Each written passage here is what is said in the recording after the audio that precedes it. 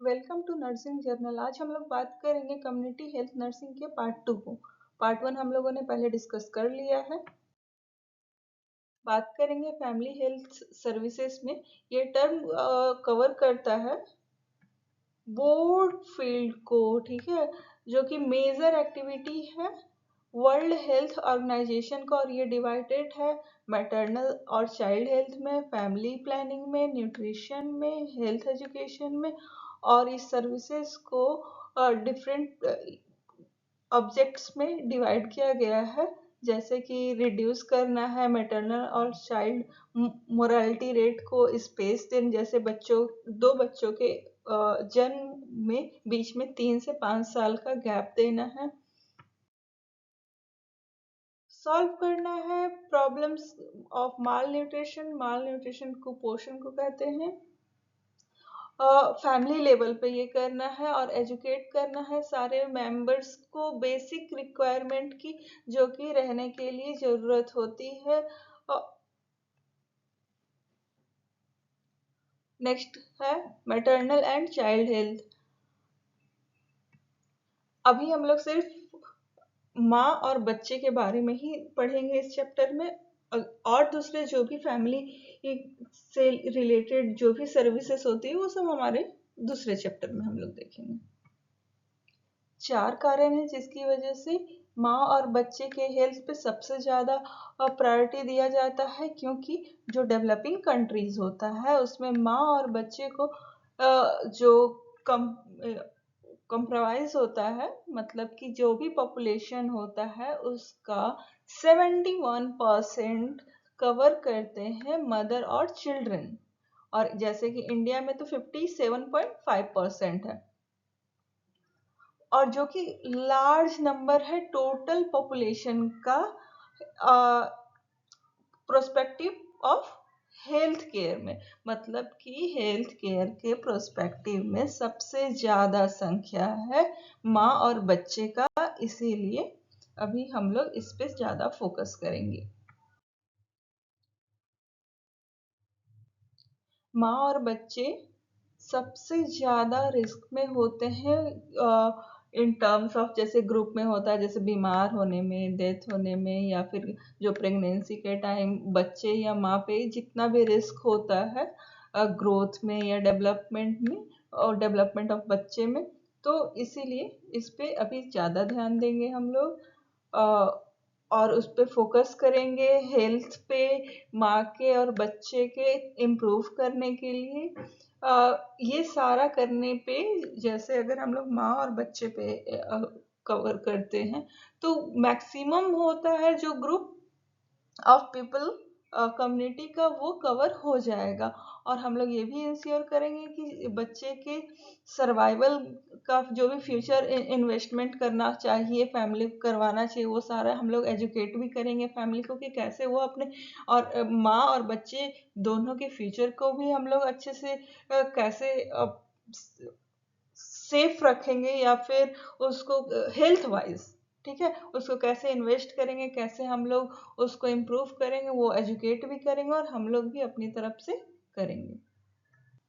WHO expert group 1976 के द्वारा definition था कि ये promotive, preventive, creative, rehabilitative care होना चाहिए मदर और चिल्ड्रन का, ठीक है। अब हम लोग ऑब्जेक्टिव्स देखेंगे एमसीएच के।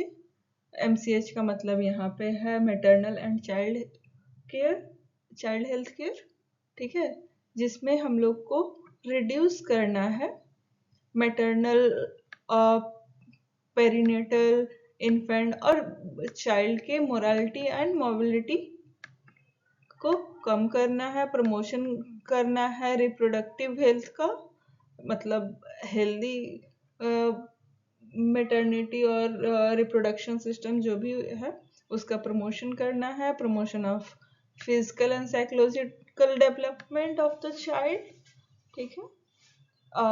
ये फैमिली के बीच में ही करना है। टारगेट्स क्या क्या है हमारे, जो कि हेल्थ फॉर ऑल बाय 2000 था। जैसे कि हम लोग पार्ट 1 में ये देखे थे कि टारगेट ये था कि हेल्थ फॉर ऑल 2000 तक हम लोग कर लेंगे, लेकिन वो अचीव नहीं हो पाया था। इसीलिए वापस से वो पॉलिसी चेंज करके अब न्यू हम लोग वापस से टारगेट सेट किए थे, नेशनल हेल्थ पॉलिसी 2000 तक का। और इसको 2002, ठीक है, 2000 तक में नहीं हुआ था तो 2002 में नया टारगेट सेट किए थे जो कि अचीव करना था 2010 तक। और गोल क्या क्या थे कि 1000 लाइव्स बर्थ में मोरालिटी रेट कम से कम 30 हो जाना चाहिए, 30 पर 1000 lives birth. Maternal morality less than 100 पर 1 lakh life birth. Total fertility rate कितना हो जाना चाहिए था? 2.1। क्रूड बर्थ रेट है 21। एटर्नल केयर है 100%। Deliveries by train personal 100%। Institution deliveries 100%। एक मिनट, लगता है यहाँ पे कुछ कुछ कुछ कुछ मिसिंग है। एक बार मैं चेक कर लेती हूँ। हाँ, ये जो है ना 100 नहीं, 80 होना चाहिए। क्या होना चाहिए? 80। ये 80 है, ठीक है। ये 80% है, ठीक है, आप लोग देख लेना।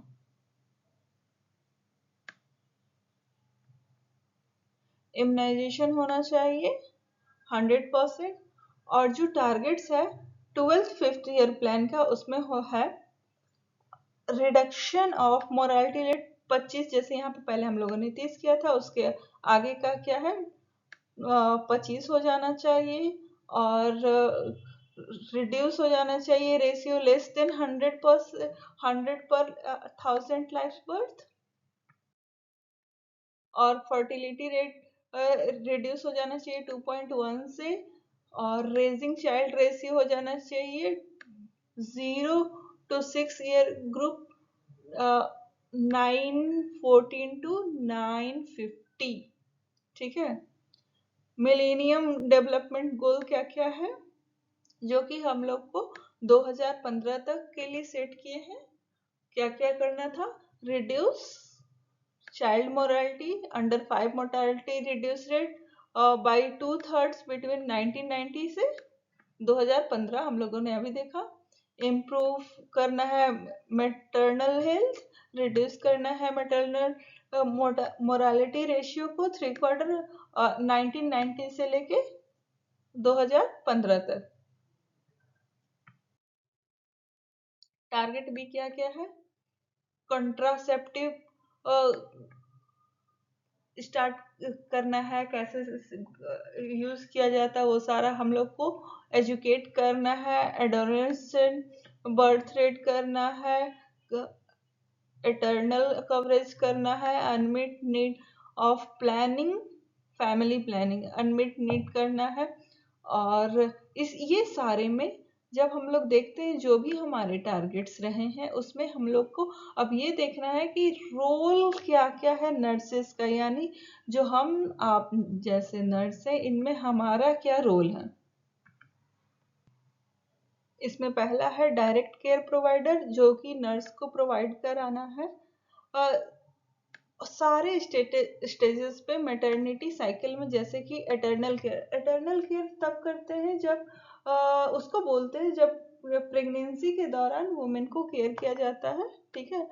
डिलीवरी केयर उसको कहते हैं जब वुमेन कन्फाइनमेंट के स्टेज पे होती है। पोस्टनेटल केयर तब करते हैं जो कि आफ्टर डिलीवरी होती है। और चाइल्ड केयर करते हैं चाइल्ड के सर्वाइवल को, जैसे कि immunisation, promotion of breast feeding, growth monitoring, weaning, oral rehydration, birth spacing, ये सारा आफ्टर चाइल्ड होता है बर्थ के, तो उसको चाइल्ड केयर कहते हैं। सेकंड है health communication and education. Health communication इसमें एजुकेशन में नर्सेस ये करेंगे, जैसे कि गांव पे क्या होता है, जो कि रूरल एरिया होता है, उसमें सिर्फ जो दाई होती है वही एक हेल्थ केयर अवेलेबल होती है वहाँ पे विलेज लेवल पे, जो कि ज़्यादा सपोर्ट करती है, ठीक है, और वही ज़्यादा अटेंशन देती है। तो इसलिए हम लोग को यहाँ पे दाई को एजुकेट करना है, मदर को एजुकेट करना है और फैमिली को एजुकेट करना है। सुपरविजन एंड थर्ड है सुपरविजन एंड मैनेजमेंट।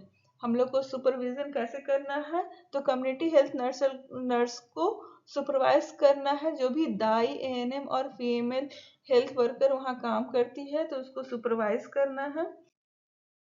नर्सेस को मैनेज करना है। जो भी क्लिनिक होते हैं मैटरनिटी वाले, रूरल और अर्बन दोनों में, मतलब गांव और शहर दोनों में, ठीक है। उसके बाद उन्हें करना है रिसर्च और एवोल्यूशन।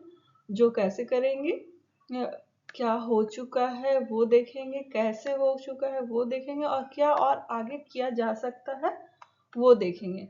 तो ये सारा रिसर्च और एवोल्यूशन करेंगे। तो ये सारे काम थे नर्सेस के, जो ये चारों उनके रोल्स और रिस्पॉन्सिबिलिटी आप कह सकते हैं। अब बात करेंगे चाइल्ड हेल्थ केयर सर्विसेज की। जो 5 साल से नीचे के बच्चे होते हैं वो डेवलपिंग कंट्रीज में 15 से 20% होते हैं पॉपुलेशन के, जिसमें से 30 से 60% का तो ऐसा रहता है कि 60 से % जो होता है वो डेथ होता है। एज ग्रुप इसमें, और इसका मेन रीजन होता है डायरिया, माल न्यूट्रिशन, इन्फेक्शन। और इसके लिए जो भी 5 साल के नीचे बच्चे नीचे होते हैं उसमें क्या क्या स्पेशल हेल्थ केयर होना चाहिए, इसमें होना चाहिए केयर ऑफ इलनेस। जैसे कि 70 से 90% जो होता है केयर ऑफ इलनेस में, वो प्रोवाइड करती है नर्सेस प्रॉपर ट्रेनिंग और रिस्पॉन्सिबिलिटी के साथ, ठीक है।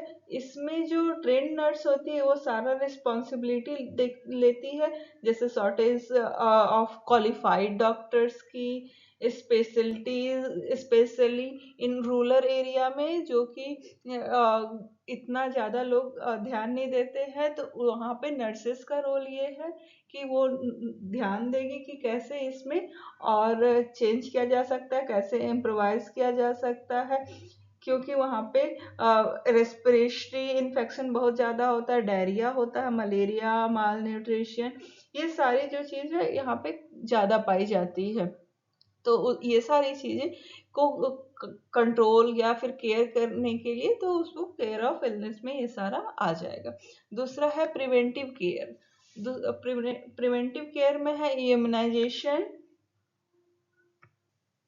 यहाँ पे इम्यूनाइजेशन से हम ये समझेंगे कि जो भी बच्चे वो है उनको, जो सफ़र कर रहे हैं टेटनस से, पोलियो से, ट्यूबरकुलोसिस से, ये सारे को हम लोग इम्यूनाइज करेंगे। जो बच्चे हैं उनको ये सारी बीमारियों से उसके अगेंस्ट, और फैमिली को भी अच्छे से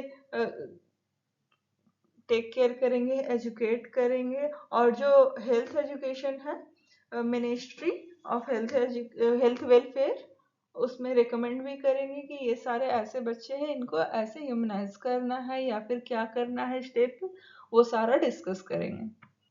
दूसरा गोल है हमारा prevention and control of vitamin A deficiency children. जो विटामिन ए से डिफिशियंसी है उस बच्चों को कंट्रोल करना है। दूसरा एनीमिया वाले बच्चों को प्रिवेंट करना है, न्यूट्रिशन सर्विलेंस करना है, हेल्थ चेकअप करना है, ओरल रिहाइड्रेशन करनी है, फैमिली प्लानिंग करनी है और हेल्थ टीचिंग करनी है, ठीक है। तीसरा है ग्रोथ मॉनिटरिंग। ग्रोथ मॉनिटरिंग में देखेंगे हम लोग क्या क्या आता है। जैसे कि वेट बहुत ज्यादा तो नहीं, कम है वो देखेंगे हम लोग। एक मिनट। हाँ जी। तो फिर हम मैं बता रही थी कि sorry for glitch. Wait check करेंगे, उनका हेड मेजरमेंट करेंगे, उनका जो एक्टिविटी है वो करेंगे। तो ये सारा आता है ग्रोथ मॉनिटरिंग में। अब हम लोग बात करेंगे फैमिली प्लानिंग सर्विसेज की। इसमें नर्सिंग का रोल क्या क्या है, एजुकेशन एंड काउंसलिंग, जिसमें ट्रांसमिट करेंगे हम लोग आइडिया हेल्थ हाइजीन और फैमिली वेलफेयर को, असिस्ट करेंगे फिजिशियन को, ऑपरेशनल गोल्स देखेंगे, फैमिली प्लानिंग की क्या क्या है, प्रमोट करना है कॉन्सेप्ट और स्मॉल फैमिली चाइल्ड स्पेसिंग को, और डिसमीन करना है इंफॉर्मेशन जो भी एलिजिबल कपल होंगे फैमिली में, उनका फैमिली प्लानिंग मेथड कैसे करना है उसके लिए इंफॉर्मेशन देना है, इंश्योर करना है सप्लाई और कॉन्ट्रासेप्टिव की क्या क्या है, और वो जो भी एलिजिबल कपल्स है उन तक पहुंच पा रहा है कि नहीं, सर्जिकल सर्विसेज को अरेंज करना है। फैमिली प्लानिंग के सर्विसेज का बोर्ड एरियाज क्या क्या है, एजुकेशनल और एंड प्रमोशनल सर्विसेज, इंश्योर, आज इंश्योर बोलने में इतना तकलीफ क्यों हो रहा मुझे, इंश्योर करना है एडिक्वेट और सप्लाईज कॉन्ट्रासेप्टिव को, जो कि है थ्री डिस्ट्रीब्यूशन स्कीम के अंदर, free distribution, depot holders scheme और सोशल मार्केटिंग स्कीम। ठीक है। थर्ड है क्लिनिकल एंड सर्जिकल सर्विसेज, जो कि एंटेनल है, पोस्टनेटल है, इन्फेंट और टूडल केयर है रेगुलर क्लिनिक सेशन के अंदर, जो कि एजुकेशन और मोटिवेशन किया जाता है फैमिली प्लानिंग के अंडरटेकिंग में। ठीक है।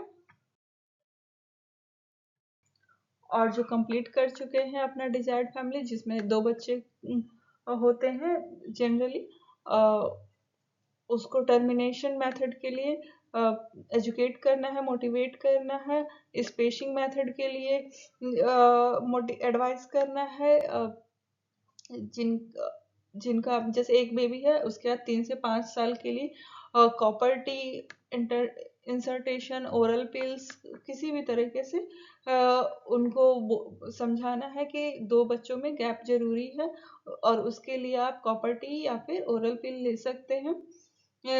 कॉन्ट्रासेप्टिव को अच्छे से एक्सप्लेन करना है कैसे यूज करना है, या फिर कॉन्डम को कैसे यूज करना है, ये सारा चीज उन्हें एजुकेट करना है। अब है सर्जिकल सर्विसेज। इसमें बेसिकली नर्सेस को अरेंज करना है सर्जिकल सर्विसेज, जैसे कि वेक्स्ट्रोटोमी, ट्यूबेक्टोमी, जो भी मेडिकल टर्मिनेशन है प्रेगनेंसी का, अबॉर्शन जिसको आम भाषा में कहते हैं, वो सारा जो भी सर्जिकल सर्विसेज है वो नर्सेस को ही अरेंज करना है। डोमिसिलरी सर्विसेज है अब। तो इसमें बेसिकली फॉलो अप करना है जो भी ऑपरेशन हुआ है उसके बाद घर जाके कि अब वो हेल्थ उनका कैसा है, और वो जो भी सर्जरी हुआ है उनका कोई साइड इफेक्ट तो नहीं है, सारा चीज हमें वापस से फॉलो अप करना रहता है। नेक्स्ट है school health services. School services के इम्पोर्टेंट डायमेंशन क्या क्या है, लार्ज नंबर्स का यहाँ पे मतलब ये है कि जैसे कि 5 से 14 साल के जो बच्चे होते हैं वो सारे स्कूल जाते हैं, तो हम लोग अगर स्कूल पे फोकस करते हैं तो हम लोग लार्ज नंबर पे फोकस कर पाएंगे वैसे। और periods of growth and development, और जैसे कि चेंजेस होते हैं इस एज में बहुत जल्दी जल्दी फिजिकल और मेंटल इमोशन चेंजेस, तो इस टाइम ग्रोथ और डेवलपमेंट चेक करना है। अर्ली डिटेक्शन ऑफ डिजीज, इस एज में जो भी डिजीज होंगे वो उससे अर्ली डिटेक्शन भी हो जाएगा, ग्रुप लिविंग भी है, कंट्रोल पॉपुलेशन भी कर सकते हैं हेल्थ प्रोग्राम चला के, और एजुकेशनल अपॉर्चुनिटी रहती है हेल्थ के एटीट्यूड और प्रैक्टिस करवा के बच्चों को। अब एम क्या क्या है इस स्कूल हेल्थ सर्विसेज के, प्रमोट करना है ग्रोथ और डेवलपमेंट को बच्चों के through health supervision, health care और न्यूट्रिशन प्रोग्राम के साथ, प्रिवेंट करना है, कंट्रोल करना है, प्रिवेंट और कंट्रोल करना है कम्युनिकेबल डिजीज को। ठीक है। आज पता नहीं क्यों मैं इतना फंबल कर रही हूँ।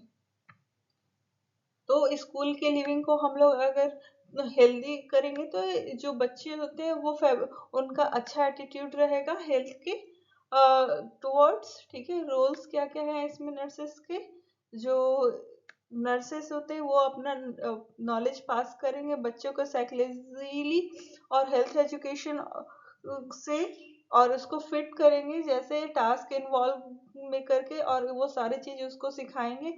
और उनको जो नर्सेस होती हैं वो एक ब्रिज क्रिएट करती है, जो भी बच्चे होते हैं सीखने वाले और प्रैक्टिस जो होम घर में किया जाता है हेल्दी लाइफ स्टाइल के लिए, वो इसको ब्रिज बोल सकते हैं क्योंकि वो गैप को फिल करती हैं। नर्सेस कोऑर्डिनेटर ऑर्गेनाइजर हो सकती हैं स्कूल हेल्थ प्रोग्राम की, और ड्यूरिंग होम विजिट। और स्कूल में जो भी हेल्थ हेल्थ प्रोग्राम होता है वो फैमिली तक को इंटरप्रेट कर सकती है। वो काउंसलर हो सकती है, एजुकेशन और हेल्थ की गाइडेंस प्रोवाइड कर सकती है टीचर और पेरेंट्स को इन मैटर ऑफ हेल्थ। अब है services provided by community health nurses. उसमें क्या क्या करना है, हेल्थ अप्रेजल, जो भी मेडिकल ऑफिसर के आने से पहले इंश्योर करना है फिर से ओह गॉड, इंश्योर करना है कि हेल्थ रिकॉर्ड्स प्रॉपरली फिल्ड है या नहीं। और प्राइमरीली हेल्थ चेकअप करना है जिसमें चेकलिस्ट होंगे, जैसे कि अनयूजुअल फ्लश फेस, रेसेस हो सकते हैं, स्पॉट्स हो सकते हैं, सिम्टम हो सकता है एक्यूट कोल्ड का, coughing and sneezing, sore throat, neck, nausea, vomiting, red eye, watery eye, headache, chill और fever, listless, sleepiness, diarrhoea,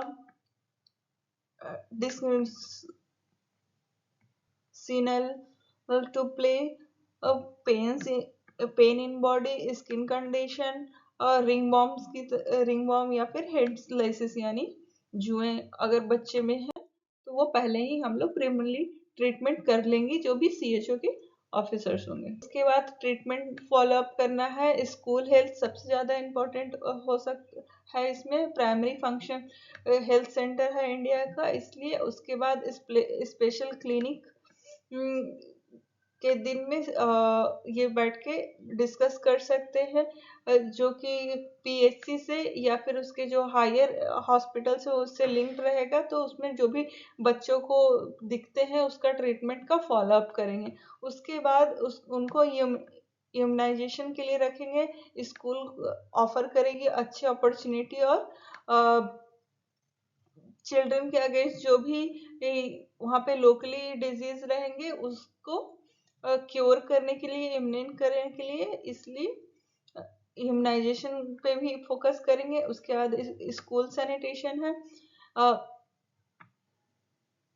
school sanitation में होना चाहिए, एडिक्वेट होना चाहिए, सेफ ड्रिंकिंग वाटर होना चाहिए, फैसिलिटीज जो कि सप्लाई हो रहा हो ट्यूबवेल से, ये प्रीफर किया जाता है। यूरिनल होना चाहिए, 60 स्टूडेंट का सैनिटरी होना चाहिए, सैनिटरी लैट्रिन होना चाहिए 100 स्टूडेंट पे एक, और 60 स्टूडेंट पे एक यूरिनल होना चाहिए, और ये बॉयज और गर्ल्स का सेपरेट होना चाहिए।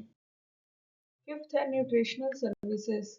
जो बच्चे फिजिकली वीक होते हैं पुअर न्यूट्रिशन की वजह से, और फुल एडवांटेज नहीं ले पाते हैं स्कूलिंग का, उसके लिए कम्युनिटी हेल्थ नर्सिंग कुछ प्रोग्राम किए थे को लेके, जैसे कि मिड डे मील और विटामिन ए के लिए ओरली देते थे 6 महीने, हर 6 महीने पे 6 साल तक के बच्चों को। ठीक है। सिक्स्थ है फर्स्ट एड, जो कि सारे स्कूल में होना चाहिए। First aid equipment box emergency में काम आने के लिए, जैसे कि इमरजेंसी में जैसे कि एक्सीडेंट हो जाए, इंजरीज हो जाए, मेडिकल इमरजेंसी जैसे कि abdomen pain, epileptic fits, fainting etc. Seventh है हेल्थ एजुकेशन। हेल्थ एजुकेशन है बच्चों को sets of rule of hygiene, मतलब हाइजीन के सेट्स सिखाएंगे जो कि रिड्यूस करेगा इनके अनहाइजीनिक हैबिट को। और फिर हेल्थ प्रोग्राम्स को इनकरेज करेंगे जब भी पॉसिबल होगा, जैसे कि hygiene of skin, hair, teeth और क्लोथिंग, और एक्सरसाइज की इम्पोर्टेंस सिखाएंगे, स्लीप्स, न्यूट्रिशन, गुड्स हैबिट और इम्यूनाइजेशन की ज़रूरत को बताएंगे, और सेफ वाटर के लिए बताएंगे, और जो भी इस टॉपिक में हेल्थ एजुकेशन होगा प्रॉफिटेबली जो इसमें इम्पार्टेड करेगा वो सारे चीज़ इसमें बताएंगे। 8th है हेल्थ स्कूल रिकॉर्ड, जिसमें कि आइडेंटिफाई करेंगे डेटा, नेम और बर्थ एड्रेस से, पास्ट हेल्थ हिस्ट्री से, रिकॉर्ड जो भी हम लोग के पास सर्विसेज का प्रोवाइडेड रहेगा उससे, क्योंकि अब देखो पुअर हेल्थ के कुछ तो कॉजेज होते हैं, तो ये सारा रिकॉर्ड बना के रखेंगे। अब पुअर हेल्थ के क्या क्या कॉजेज है वो देख लेंगे, जो कि हमारे इंडिया में हमेशा परसिस्ट कर रहा है, major problem in developing country. जैसे कि इंडिया डेवलपिंग कंट्री है, तो इसमें पुअर हेल्थ लगातार बना हुआ है, जिसका कारण है इन्वायरमेंटल कॉजेज। इन्वायरमेंटल कॉजेज में क्या क्या आता है? लैक ऑफ, मतलब सेफ वाटर नहीं मिल पाता है, बेसिक सैनिटेशन नहीं मिल पाता है, क्राउडेड रहता है, लिविंग कंडीशंस करेक्ट नहीं रहता है, पॉल्यूशन रहता है वाटर, फूड, सॉइल और एयर में। इसलिए दूसरा है सोशल इकोनॉमिक कॉजेज, जैसे कि poverty, illiteracy, ignorance, traditional belief और कल्चर पार्टनर की वजह से भी होता है, इनकेट न्यूट्रिशन की वजह से होता है, पर्सनल हाइजीन नहीं होने की वजह से होता है, और लगातार पॉपुलेशन की ग्रोथ होने की वजह से होता है। और भी कुछ कारण है, जैसे कि undeveloped health care services, nursing care में इनकेट primary health care, health problems of India. India के क्या क्या हेल्थ प्रॉब्लम्स है? जैसे कि इंडिया बहुत बड़ी कंट्री है, जिसका 3.2 मिलियन स्क्वायर किलोमीटर में घिरा हुआ, जिसकी पॉपुलेशन है 1021 मिलियन, जो कि 2011 में रिकॉर्ड किया गया था। और ये जो इतनी बड़ी कंट्री के साथ इतनी ज़्यादा पॉपुलेशन होने की वजह से बहुत सारे हेल्थ प्रॉब्लम होते हैं। इसको क्लासिफाई किया गया है नीचे 5 पार्ट में, जैसे कि देखेंगे कम्युनिकेबल डिजीज, जो कि एक दूसरे की वजह से होता है, जो कि कम्युनिकेट करता है पर्सन टू पर्सन, जैसे कि उसमें आता है मलेरिया, ट्यूबरकुलोसिस और dehydration, diarrhoea, acute respiratory infection, filaria, STD, AIDS और ये सारा। Nutrition problem, environment sanitation problem, medical care problem, population problem, ये 5 तरीके के में बांटा गया। देखो मैं बता रही थी ना, देखो कम्युनिकेबल डिजीज प्रॉब्लम में, जैसे कि ये मेजर प्रॉब्लम है इंडिया में, जो कि कंट्रोल्ड है। बाहर जिसमें डेवलप्ड जो कंट्री है, जैसे कि यूएसए, यूके, ये सब में ये सारा तो कंट्रोल्ड है, लेकिन जो जैसे कि डेवलपिंग कंट्री है इंडिया की तरह, उसमें तो ये सारे प्रॉब्लम्स हैं ही, जो कि 54% है डेथ का रीज़न इंडिया में इसकी वजह से। ठीक है, ये सारा मैंने अभी जस्ट बताया है। अब न्यूट्रिशन प्रॉब्लम्स क्या क्या है वो देख लेते हैं, जो कि वाइडली है इंडिया में। ठीक है, protein, calories, malnutrition, low birth weight होता है, iodine deficiency disorder, vitamin deficiency, anaemias, लेथिन, फ्लोरोसिस। अब देखते हैं इन्वायरमेंटल सैनिटेशन प्रॉब्लम, जो कि है lack of safe drinking water और sanitary method of excreta disposal cheap problems. देखो सर्वे इंडिकेट करता है कि 85% जो गांव के लोग होते हैं वो यूज करते हैं ओपन फील्ड का, क्योंकि और उसकी वजह से सॉइल में पॉल्यूशन होता है, क्योंकि उनके घर में जनरली लोग गांव पे बाथरूम वगैरह इतना नहीं बनाते हैं, और वॉशरूम के लिए वो लोग फील्ड यूज करते हैं, और उसकी वजह से सॉइल पॉल्यूशन बहुत ज़्यादा होता है। मेडिकल केयर प्रॉब्लम में देखेंगे, मॉडर्न मेडिकल जो है वो काफ़ी कॉम्प्लेक्स और कॉस्टली हो चुकी है, जो कि करंट सिचुएशन में मेडिकल जो है वो ज़्यादातर शहरों में है, गांव में बहुत कम देखा गया है। जबकि बहुत एक बड़ा भाग जो है वो गांव में ही बसता है। फिर भी गांव में इतनी अच्छी हेल्थ फैसिलिटीज नहीं देखी गई है। जो भी हेल्थ फैसिलिटीज है 80% जो है अर्बन एरियाज में ही है, जबकि वहाँ पे भी बहुत अच्छी तरीके से अरेंज्ड नहीं है। वो सारा अनऑर्गेनाइज्ड ही है, कहीं बहुत ज़्यादा है कहीं बहुत कम है। अर्बन एरिया में भी ऐसा देखा जाता है। अगला है पॉपुलेशन प्रॉब्लम। देखो, पॉपुलेशन प्रॉब्लम जो 2011 के सेंसस में दिखे थे 1.21 बिलियन था, और करेंट जो उसका ग्रोथ रेट था 1.64% था। तो उसकी वजह से इकोनॉमिक जो है डेवलपमेंट की कंट्री की, उसका भी स्टैंडर्ड जो है, लिविंग स्टैंडर्ड, ये सब में भी चेंजेस आते आए हैं। ठीक है।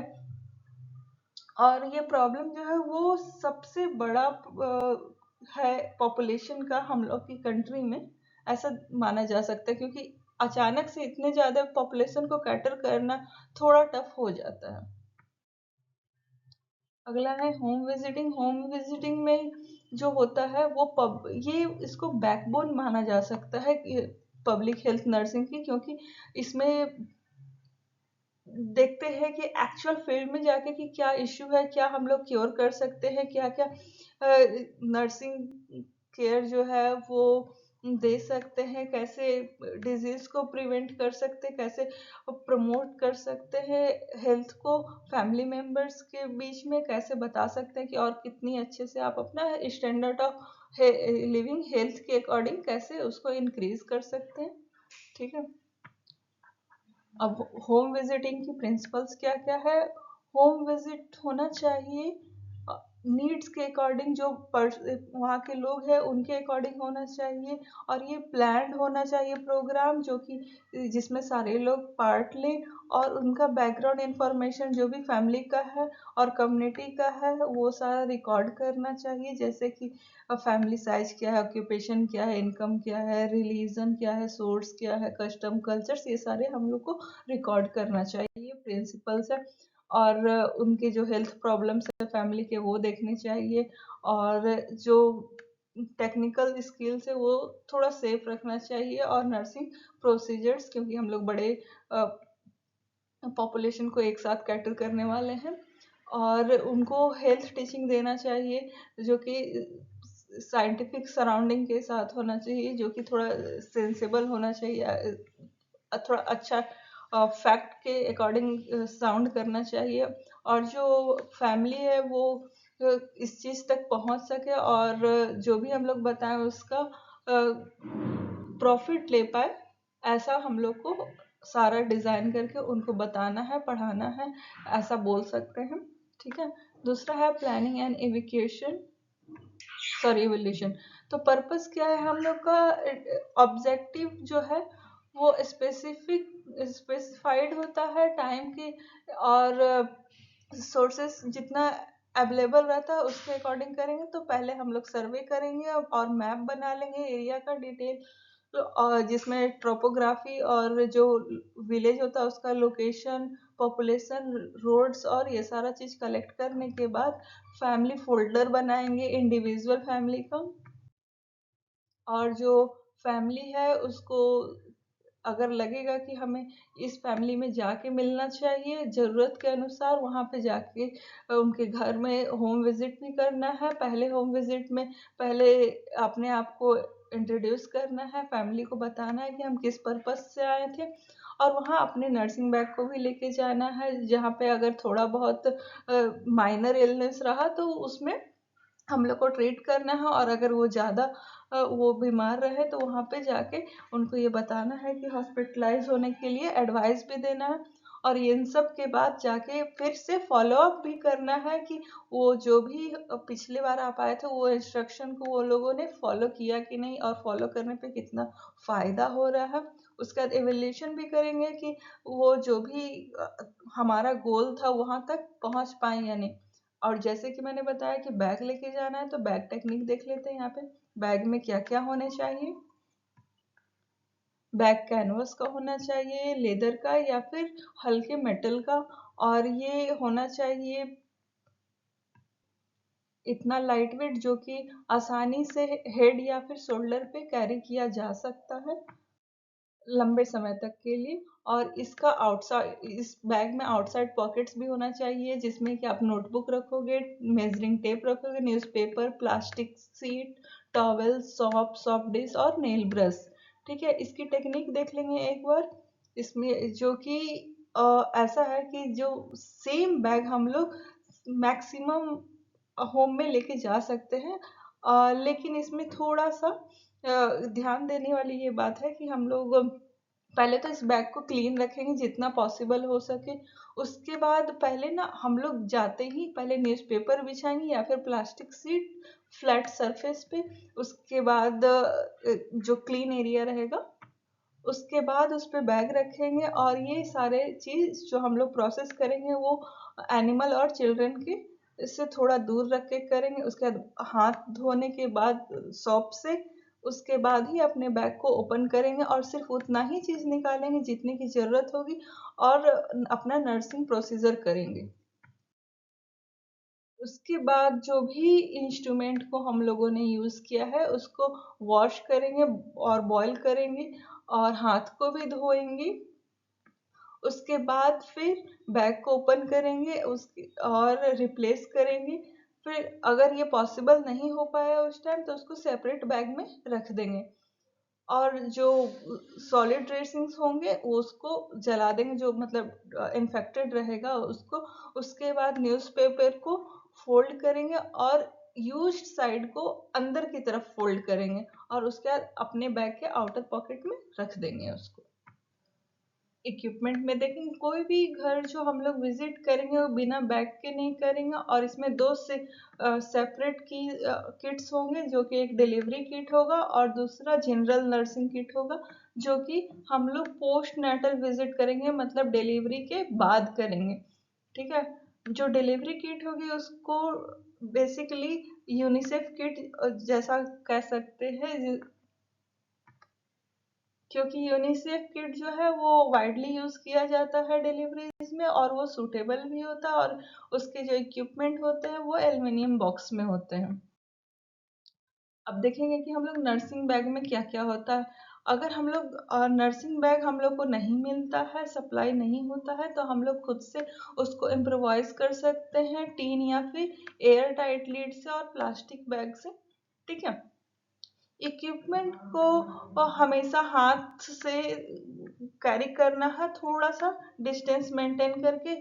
और ये लंबे समय तक के लिए टीन बैग ज़्यादा अच्छा रहेगा, क्योंकि ये थोड़ा लाइट रहता है, मतलब हल्का रहता है, और इसमें एसेंशियल सिर्फ सामान रखना है, ताकि क्योंकि ये हमें लंबे समय तक के लिए उठाना है, तो वेट ज़्यादा रहेगा तो हम लोग उठा नहीं पाएंगे।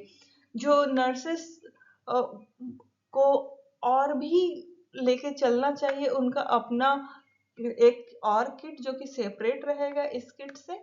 उसमें पेन पेंसिल और नोटबुक डायरी, जिसमें कि सारे जो भी ऑब्जर्वेशन हो उसको राइट डाउन कर सके, और जब भी वो पेशेंट के घर से हम लोग बाहर निकलेंगे तो उनके सारे रिकॉर्ड्स हम लोग पहले ही नोट डाउन कर लेंगे। केयर ऑफ इक्विपमेंट, इसमें पॉसिबल करेंगे क्रॉस इन्फेक्शन और कंटामिनेटेड आर्टिकल को दूर रखेंगे, मतलब अलग रखेंगे घर घर से घर, जैसे जब चेंज करेंगे हाउस टू हाउस, तो उसको ना हमेशा ध्यान रखेंगे कि इस घर का जो भी इन्फेक्शन है उस दूसरे घर में जो भी कंटामिनेटेड आर्टिकल्स है वो नहीं जाएगा। ठीक है, इसमें प्रिजर्व करेंगे जो भी इक्विपमेंट है उसको थोड़ा सा लॉन्ग यूज करने का और बेस्ट यूज करने का, जिसमें कि अब बता देती हूँ मैं कि इसमें क्या क्या रिकमेंड किया जाता है इस बैग में। इक्विपमेंट में मतलब क्या क्या कर सकते हैं, जैसे कि बैग रहेगा, रबर गुड्स रहेगा, थर्मोमीटर, बोतल, स्टेनलेस स्टील और इनामल वेयर रहेगा, कॉर्ड स्लिगर्स रहेगा, आई एंटीस्टेटिक इंस्ट्रूमेंट रहेगा, ड्राई ड्रेसिंग एंड सर्ब्स रहेंगे। ठीक है, blood pressure measuring instrument, stethoscope. हम लोग का बेसिकली पर्पस ये है कि हम लोग हमेशा जो भी प्रोडक्ट रहेंगे उसको स्टरलाइज तो करना पॉसिबल नहीं है, तो हम लोग ट्राई ये करेंगे कि जितना से जितना अच्छे कंडीशन में और क्लीन रखे उतनी बार हम लोग ज़्यादा टाइम बार यूज़ कर पाएंगे। जैसे कि फुल डिसइंफेक्शन पॉसिबल नहीं है डेली, तो इसीलिए हम लोग उसको जो घर रहेगा वहाँ अगर डिसइंफेक्ट कर पाएंगे तो कर सकते हैं, और या तो फिर घर आने के बाद हम लोग टॉवल सर्फ्स और जो भी ड्रेसिंग रहेगा उसको नेसेसरली हम लोग रिन्यूअल करेंगे या फिर रिप्लेस करेंगे या फिर क्लीन करेंगे, और हमेशा अवेलेबल रखेंगे अपने बैग में। ठीक है। अब मेथड क्या है डिसइंफेक्शन का, देखो पहले तो हम लोग ये करेंगे कि सारा बैग का जितना भी सामान है, जो भी आर्टिकल्स है उसको बाहर निकालेंगे, और जो भी उसमें से ऐसे आर्टिकल जिसको बॉईल किया जा सकता है उसको अलग करके जो भी एंटीसेप्टिक और सोपी वाटर है उसमें सोक करेंगे, फिर वॉश बैग को वॉश करेंगे, सारे प्रोडक्ट को जो भी आर्टिकल्स होंगे उसको डिसइंफेक्ट करेंगे, फिर हाथ धोएंगे और फिर क्लीन टॉवल में कवर करके टेबल पे रखेंगे, और फिर एक बार फिर से नया बैग वापस से क्लीन बनाएंगे। और इसमें पहले तो ऐसा करेंगे कि जो भी बैग रहेगा उसको अच्छे से सजाने के बाद उसमें वापस से न्यूज़पेपर और जो भी ऐसा डिस्पोजेबल आइटम है वापस से रिफिल करेंगे, उसको रेडी टू यूज वापस से बनाएंगे। और इसमें जो भी यूज किया गया था इन्फेक्टेड पेशेंट्स के ऊपर उसको अलग से क्लीन करने के बाद, डिसइंफेक्ट करने के बाद ही उसको रखेंगे। और इसमें बेसिकली नर्सेस को पहले नहा लेना चाहिए, हाथ धो लेना चाहिए, बाल धो लेना चाहिए, और उसके बाद अपने क्लोथ्स चेंज करने के बाद ही इन आर्टिकल को वापस से प्रोसीजर को सारा करना चाहिए, ताकि वो उसके जो खुद के ड्रेस पे हो वो भी इन्फेक्शन इसमें ना आए। अब इसमें याद करने वाली क्या क्या बात है वो देख लेते हैं। हम लोग बैग में ऐसा कुछ भी नहीं रखेंगे जो कि डिसइंफेक्ट नहीं किया जा सकता है, जैसे कि पेपर, कार्टून, नोटबुक, ईटीसी। और इसमें कभी भी पर्सनल चीज जैसे कि हम लोग अपना रुमाल या पैसा नहीं रखेंगे, क्योंकि इसको डिसइंफेक्ट नहीं किया जा सकता।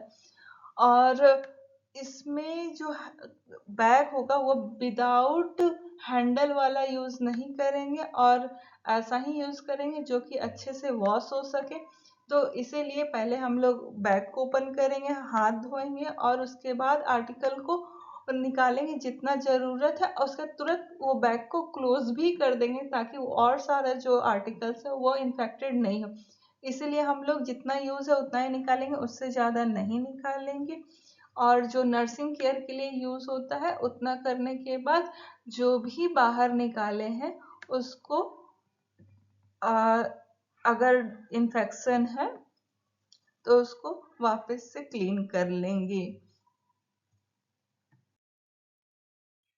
और बैग के किसी भी आर्टिकल को रिप्लेस नहीं करेंगे बिना क्लीन किए, और उसके बाद उसको बॉईल या वॉश करने के बाद ही अंदर रखेंगे, नहीं तो हम लोग बैग के बाहर ही सेपरेट में रख देंगे। और बैग को हमेशा किसी स्टूल पे या कोट पे या बॉक्स पे रखना चाहिए, आफ्टर क्लीन पेपर जो हम लोगों ने क्लीन न्यूज़पेपर रखा हुआ था उस पे ही रखना चाहिए, डायरेक्ट ग्राउंड पे नहीं रखना चाहिए, नहीं तो उससे इन्फेक्शन और बढ़ जाएगा। अब देखेंगे रेफरल सिस्टम्स में, इसमें जो बेसिकली होता ये है कि जो गुड रेफरल सिस्टम होता है उसको हेल्थ केयर का वो देखा जाएगा कि कैसे बेसिकली रेफर किया जाता है। तो देखो जो ट्रेजिक सिस्टम है उसके अकॉर्डिंग पेशेंट को 3 कैटेगरी में डिवाइड किया गया है। पहला कैटेगरी है फर्टल कंडीशन, जिसमें कि पेशेंट की जान को वहां पे नहीं बचाया जा सकता है ट्रीटमेंट के साथ, इसीलिए रेफर किया जाएगा। दूसरा है सीरियस कंडीशन, जो कि लाइफ तो सेव किया जा सकता है बस इमीडिएट ट्रीटमेंट के साथ ही। तीसरा है माइनर कंडीशन, जिसमें लाइफ का कोई खतरा नहीं होता है लेकिन उसको सेफली किया जा सकता है, और इसको ये रेफर को थोड़ा डिले भी करेंगे तो भी चल जाएगा। इसीलिए हम लोग पहले 2 कैटेगरी को, जो कि पहला और दूसरा है, उस पे ज़्यादा फोकस करते हैं, उसको ज़्यादा प्रायोरिटी देते हैं। और जो रेफरेंस का स्लिप बनेगा वो कैसे बनेगा, उसमें मिनिमम इंफॉर्मेशन तो ये सारी होनी ही चाहिए, जैसे कि पेशेंट का नाम, address, identification number, present complain क्या है, क्या क्या हमने ट्रीटमेंट दे दिया है और क्यों रेफर कर रहे हैं, और जो पर्सन रेफर कर रहा है उसका नाम और डेजिग्नेशन उसमें मेंशन होना चाहिए, और जिस पीएचसी में हम लोग रेफर कर रहे हैं उसमें और डेट और टाइम होना चाहिए। अब देखेंगे रिकॉर्ड्स और रिपोर्ट्स। जो रिकॉर्ड और रिपोर्ट्स होगा वो हमेशा ऐसा होना चाहिए कि अवेलेबल हो जाए और इजली जब भी चाहे वो मिल जाए, और एक्यूरेट होना चाहिए। और जो रिकॉर्ड है वो हमेशा हमें अच्छे एम्प्लॉई जो अथॉरिटी है उनके पास होना चाहिए, ताकि जब हम लोग चाहें वो मिल जाए और वो उन रिकॉर्ड से अच्छे हेल्थ केयर को इनकरेज भी करे। अब देखो यूज़ क्या क्या है उस रिकॉर्ड का, ये है कि इफ़ेक्टिव कम्युनिकेशन होगा, हेल्प होगा और बेस्ट सर्विस प्रोवाइड होगा, जो भी इंडिविजुअल या फैमिली या कम्युनिटी को होगा। या फिर अच्छे तरीके से हम लोग सेव भी कर सकते हैं इन रिकॉर्ड से पैसा और एफर्ट्स को, और सही दिशा में हम लोग उसको मतलब हेल्थ को इनकरेज कर सकते हैं बढ़िया से उसको। और फिर वो ऑर्गेनाइज कर सकते हैं जो कि इफ़ेक्टिव रहेगा उस टाइम के लिए, यूज़फुल भी ये रहता है जो रिकॉर्ड्स रहता है रिसर्च के लिए। और जो हम लोग का ये हेल्थ एजुकेशन है उसमें भी ये ग्रोथ चार्ट में रिकॉर्ड करता है। अब देखो टाइप क्या क्या, पहले तो विलेज रिकॉर्ड है, दूसरा फैमिली फोल्डर रहेगा, हाउस होल्ड फैमिली जो कि हम लोग को कम्युनिटी हेल्थ ऑफिसर बना के लाना है। जो एलिजिबल कपल होंगे उसका रिकॉर्ड्स होना चाहिए, maternal and child health records होना चाहिए, ठीक है, जिसमें सारा रहेगा, postnatal, child birth, nutrition, immunisation, tuberculosis का कार्ड होना चाहिए, लेप्रोसी रिकॉर्ड होना चाहिए, school health record, birth and death register, outdoor attendance register, operation register, indoor patient register, records of medical care record, stock register, monthly reports, daily diary, ये सारी चीज़ होनी चाहिए जो कि हम लोग उसके अकॉर्डिंग फिर आगे के लिए वर्क करेंगे। और इसमें इसेंशियल रिक्वायरमेंट क्या क्या है कि ये इसमें कंप्लीट डिटेल होना चाहिए और एक्यूरेट भी होना चाहिए जो भी डिटेल हम लोग लिखेंगे, और वो जो लिखा हुआ रहेगा वो क्लीन रहेगा, और इतना कि इसमें आसानी से एक तो पढ़ा जा सके और उसमें क्या है लिखा हुआ वर्क वो भी इन्वॉल्व होना चाहिए। और जो ये सारा डेटा रहेगा उसको कॉन्फिडेंशियल रखना है, मतलब गुप्त रूप से अच्छे से रखना है, ऐसा नहीं कि किसी के भी हाथ आज गलत हाथों में नहीं आना चाहिए। और जो पर्सन होगा जो हेल्थ केयर प्रोवाइड कर रहा है उससे सिर्फ डिस्कस करेंगे और किसी से नहीं करेंगे, ठीक है। कम्युनिटेटिव रिकॉर्ड्स में ये देखेंगे कि ये गैदर प्रोवाइड जो होगा ओवर पीरियड का टाइम रिस्पेक्ट पेशेंट का सिचुएशन और उसका जो कंडीशन रहेगा उसके अकॉर्डिंग डिफरेंटली करेंगे, और जब वो क्योर हो जाएगा तो उसके रिकॉर्ड्स को रिवील करेंगे, जो पर्सन रहेगा उसके हिस्ट्री को रिवील करेंगे, उसके फैमिली और उस हेल्दी पर्सन को जो कि अब ठीक हो चुका है। अब जो कार्ड है उसका डिज़ाइन कैसे है, तो उसको फोल्डर टाइप भी हो सकता है, फाइल टाइप भी हो सकता है, या एनवेलप टाइप भी हो सकता है, ठीक है। अब हम देखेंगे हेल्थ एजुकेशन। हेल्थ एजुकेशन में जो पर्सन होगा उसको एजुकेट करेंगे हेल्थ प्रैक्टिसेस, सेल्फ केयर और इम्यूनाइजेशन, स्मॉल फैमिली नॉर्म्स के बारे में, न्यूट्रिशन के बारे में, और दूसरे चीज़ों के बारे में भी। और जो नर्स का है रोल प्ले इसमें, उनको मोटिवेट करना है, एजुकेट करना है जो भी उनके कांटेक्ट में आते हैं। इसमें एलिमेंट्स क्या क्या है प्लानिंग हेल्थ एजुकेशन में, डायग्नोस करना है कम्युनिटी हेल्थ प्रॉब्लम्स को, डिज़ाइन करना है अप्रोप्रिएट एजुकेशनल कंटेंट की तरह, और अप्रोप्रिएट सेटिंग से प्लान करना है, और मेथड्स और एड्स भी अच्छे यूज़ करने हैं। अब स्ट्रक्चर क्या क्या है नर्सिंग सर्विस का कम्युनिटी में देखो टाइप ऑफ फंक्शन है। पहला है डायरेक्ट नर्सिंग केयर और सपोर्टिंग केयर, दूसरा nursing administration, nursing education, nursing research. और सर्विस के क्या क्या टाइप है, जैसे कि हॉस्पिटल रहेगा, health centre, industry, nursing homes, domicile care. Type of training क्या क्या है, general nurses, community health nurses, health assistant, जो हेल्थ विजिटर रहेंगी लेडी, वो हेल्थ वर्कर, फीमेल या एएनएम कोई भी हो सकती है, या फिर मिडवाइफ्स। अब स्कोप क्या क्या है, आउटसाइड हॉस्पिटल में देखो नर्सेस जो है वो सर्विस करती हैं हॉस्पिटल में और क्लिनिक में दोनों, और इंडस्ट्री और कम्युनिटी में भी, लेकिन स्कोप जो है वो कम्युनिटी में डिफरेंट है, जैसे कि home care, nursing care, MCH and family planning, ये सारा करना रहता है। School health nursing, public health nursing services, industrial nursing services, domiciliary nursing services, rehabilitation centre, mental health nursing, geriatric nursing. ठीक है, ये सारा इनको करना रहेगा। अब है हेल्थ असेसमेंट। हेल्थ असेसमेंट का कोई सिंगल मेजर नहीं है कि कैसे रहेगा। हेल्थ असेसमेंट को मल्टी डायमेंशनल में देखा गया है, जिसका प्रोसीड्योर है पहले इन्फेंट जो कि चाइल्ड रहेगा, 1 साल इन्फेंट उसको बोलते हैं, जो कि 1 साल से नीचे के बच्चे रहेंगे। ठीक है, उसकी मेडिकल हिस्ट्री कैसे लेनी है, पहले बर्थ हिस्ट्री लेनी है, past medical history, immunization, illness etc, या फिर चीफ कंप्लेन और पेशेंट इलनेस जो भी अभी रहेगा वो लेनी है। फिजिकल एग्जामिनेशन करना है, असेसमेंट ग्रोथ और न्यूट्रिशनल करनी है, जैसे कि वेट, हाइट, लेंथ और हेड का सरकमफेरेंस भी चेक करना है। असेसमेंट और न्यूट्रिशनल स्टेटस देखना है, डेवलपमेंट असेसमेंट देखना है। अब बात करेंगे प्री स्कूल चिल्ड्रन की, जो जिसका एज ग्रुप होता है 1 to 4 ईयर। पहले हम लोग देखे थे 1 साल के नीचे का, 1 to 4 ईयर, जिसको कि हेल्थ असेसमेंट में कंप्राइज किया जाता है, जैसे कि medical history, health checkup, nutrition assessment और एंजियो एंथ्रोपोमेट्री, वेट और मिड आर्म सरकमफेरेंस से। अब देखेंगे स्कूल गोइंग चिल्ड्रन का क्या क्या है। पीरियडिक मेडिकल एग्जामिनेशन है, डेली मॉनिटरिंग है, रिकॉर्ड्स है। और जो एज्ड पर्सन है उनकी क्या क्या है, activity of daily living, physical health, mental health, societal health और इकोनॉमिक स्टेटस।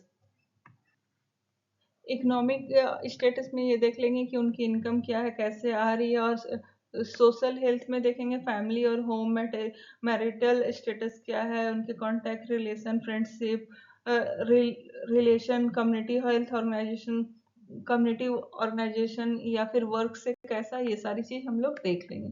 ठीक है, थैंक यू सो मच। आज थोड़ा ज़्यादा लंबा हो गया और थोड़ा फिशी भी हो सकता है, तो उसके लिए सॉरी। और अगर आप लोग को कोई और सजेशन या कुछ इम्प्रूवमेंट चाहिए तो प्लीज़ कमेंट करके ज़रूर बताइएगा। Thank you.